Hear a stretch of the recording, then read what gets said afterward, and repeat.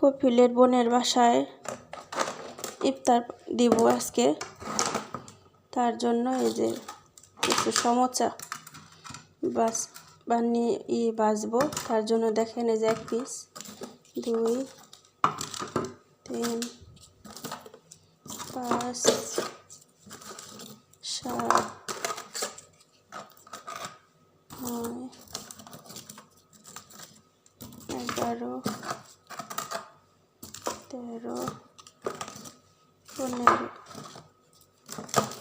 17 19 20 22 23 24 25 26 27 দেখেন 27 পিস বার করলাম। এগুলা সব ওনার বোনের বাসায় দিব। আমি এবার নিয়ত করছিলাম এই রোজার মধ্যে আমার আর সমোসা বানাতে হবে না। আমি কি বলবো, মনটা আমার কেমন যেন লাগতেছে। তো আলহামদুলিল্লাহ, ভাগ্যে যতটুকু আছে ততটুকু হবে, কিছু করার নেই। তো এগুলো এখন মাইক্রোওভেনে একটু আইসটা সরাবো।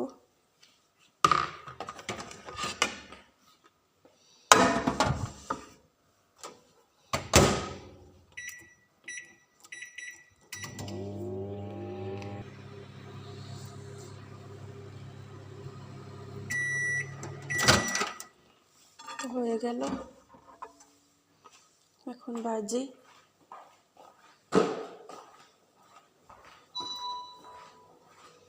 অলরেডি তেল চুলায় দিয়ে দিছি।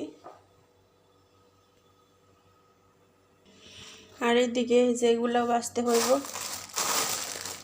এগুলো নিয়ে যাবো কিনা তাও জানি না।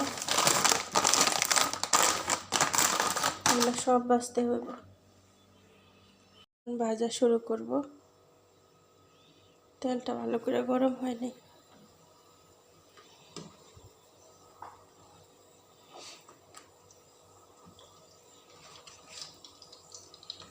নিচের গুলা একটু ঠান্ডা, তার জন্য তেলটা বেশি গরম না করে দিয়ে দিলাম। এই যে নিচের গুলা একটু বরফ আছে।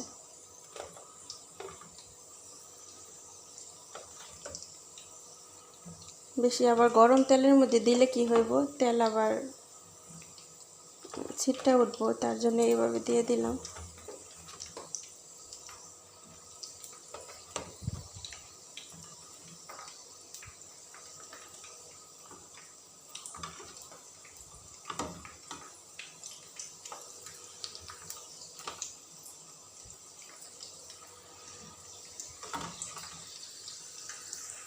আসসালামু আলাইকুম, হ্যালো এভরিওয়ান, প্রিয়াপুরা ভাইয়ারা আন্টিরা সবাই কেমন আছেন? আশা করছি আল্লাহ পাকের অশেষ রহমতে সবাই ভালো আছেন। আলহামদুলিল্লাহ, সকাল থেকে উঠে অনেক কাজই করলাম। মুরব্বী আন্টির কিছু কাজ করলাম, আবার দোতলা পুরাটা একদম পরিষ্কার করে রেখে আসলাম। এখন চলে আসলাম তার বোনের বাসায় কিছু ইফতার দেবে, তার জন্য ইফতার বানাবো। তো সাথেই থাকুন, দেখতে থাকুন কি কি ইফতার বানাই।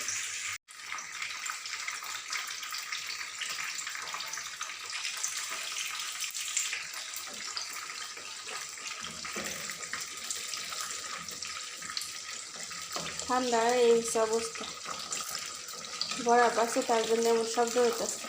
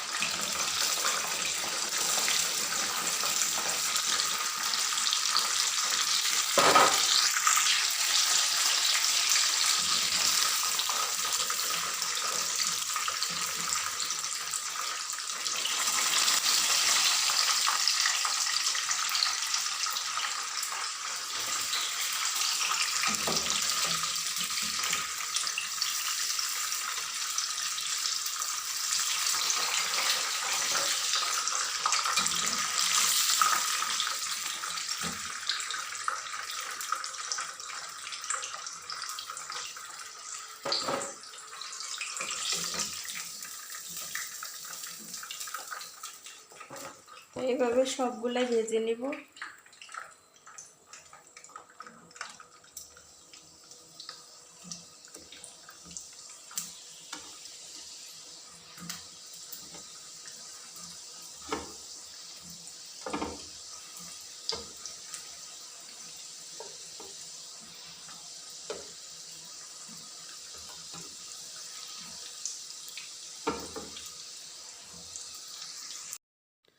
এদিকে বাসার জন্য কিছু ফুল পিঠা বাছতেছিলাম। ওনারা কিন্তু ফুল পিঠা সবসময় খেতে খুবই পছন্দ করে, যেমন ইফতারের সময় ওনারা পছন্দ করে, ইফতারের পর যখন খাবারটা খায় তখন। আর ভাতের সাথে ওনারা এই এই এটারে বলে কুরুবু, এই দেশে বলে কুরুবু। তো আমি কুরুবুটাই ভাজলাম, তো আমরা বাংলাতে বলি ফুল পিঠা। তো এটা বিভিন্ন ধরনের মাছ দিয়ে করা হয়, চাপা শুটকি দিয়ে, আবার চিংড়ি মাছ দিয়ে শুটকি দিয়েও করা হয়, তো গুঁড়া দিয়ে আর কি। তো খুবই একটি যখন এটা ভাজি তখন বাড়িটা চাপা শুটকির গন্ধ দিয়ে ভরে যায়, এমন লাগে, খুব ভালো লাগে গ্রানটা, যারা চাপা শুটকি পছন্দ করে। মাশাআল্লাহ তাবারাকাল্লাহ। আর সহুরের সময় মানে যখন সেহরি খায় তখন কিন্তু ওনারা এটা আরও পছন্দ করে। সেহরি মানে ভাতের সাথে সাথে মচমচে লাগে, ভালো লাগে। তো আলহামদুলিল্লাহ রব্বিল আলামিন, খুবই ভালো লাগতেছে। আজকে ওনারা একটু বাইরে যাবে, তারপর আজকে কয়টা দিন হয়ে গেছে, আসলে কোনো রেস্ট নাই ওইভাবে। তারপরেও চেষ্টা করব যে কাজকর্ম কিন্তু করতেই হবে, এমন না যে কাজ নেই, ওনারা চলে যাবে আমি রেস্ট নিব ডাইরেক্টলি, না। ওনারা চলে যাবে, আমার মানে কাজের যে একটা প্রেশার ওইটা কমে যাবে, আর মানে গ্যাদারিংটা কমে যাবে। আলহামদুলিল্লাহ রব্বিল আলামিন, আল্লাহর কাছে লাখো শুক্রিয়া।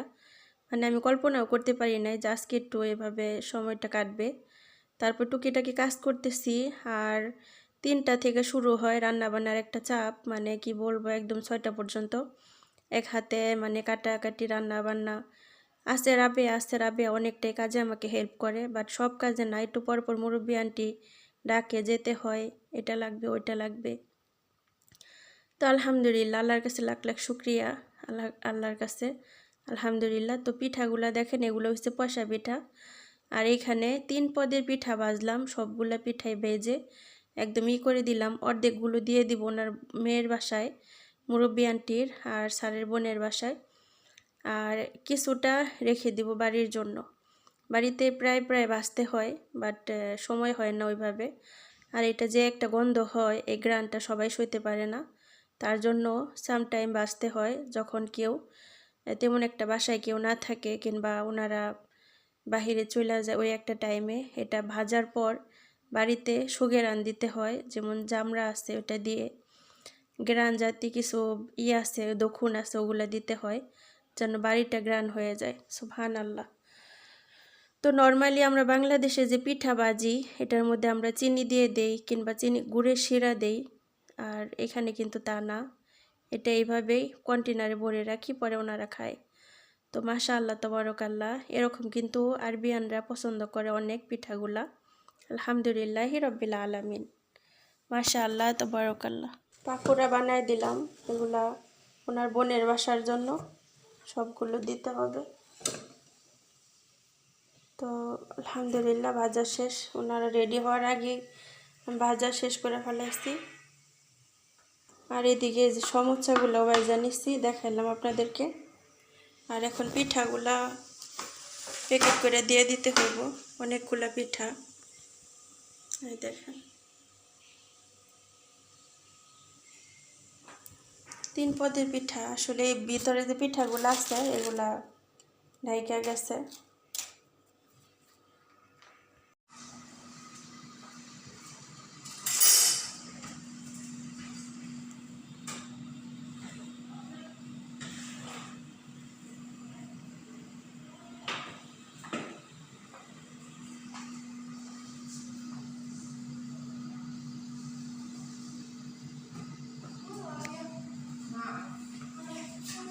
আমি আমার জন্য কি বানাইতেছি দেখেন, এটা হচ্ছে করলার চপ। তো করলার চপ আমার কাছে কিন্তু অনেক ভালো লাগে। যখন মমেনা ছিল তখন আমি মমেনা রমজান মাসেও খেতাম, এমনিতেও বানাইতাম। তো করলা কিন্তু এমনিতেও শরীরের জন্য অনেক ভালো, আর এটা দিয়ে কিন্তু ভাতও খাওয়া যায়। তো আজকে যেহেতু ওনারা ইফতার করবে বাহিরে, তার জন্য আমি আমার জন্য এটাই বানাইলাম, যেন ভাতও খাওয়া যায় আবার ইয়ে করা যায়। আসলে আমি তরকারি রান্না করছিলাম, তরকারিও আছে, তার জন্য আর অন্য কোনো কিছু রান্না করলাম না, শুধু ভাতটাই রান্না করবে একটু পরে ইনশাআল্লাহ।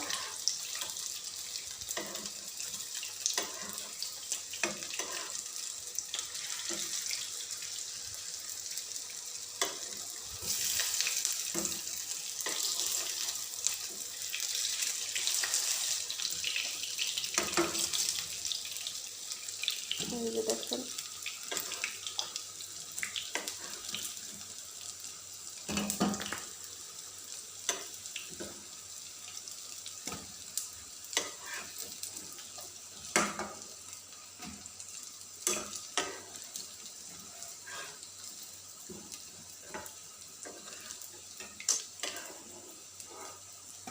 দেখুন করলার চপ। আর এই যে একজন পয়লা এখানে বরিষ্কার দিচ্ছে।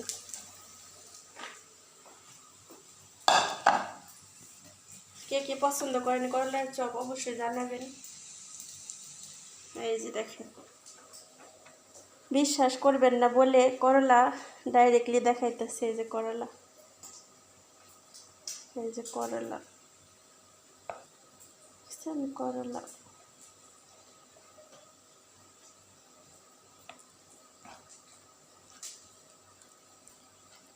অনেক ভালো লাগে করলার চপ। এটার মধ্যে আমি দিছি হচ্ছে মুসুরির ডাল আর হচ্ছে চাল, 3 থেকে 4 মোট চাল দিয়ে ভিজায় রাখছিলাম ডালটা, তারপরে হালকা আদা ভাঙ্গা করছি তার এটার সাথে, তারপরে দিছি হালকা জিরার গুঁড়ো, হালকা ধনিয়ার গুঁড়ো, হালকা হলুদ আর লবণ আর হচ্ছে মরিচ, এটা দিয়ে মিক্স করছি, সাথে আছে একটি ডিম। এই যে আমার ভাজা শেষ।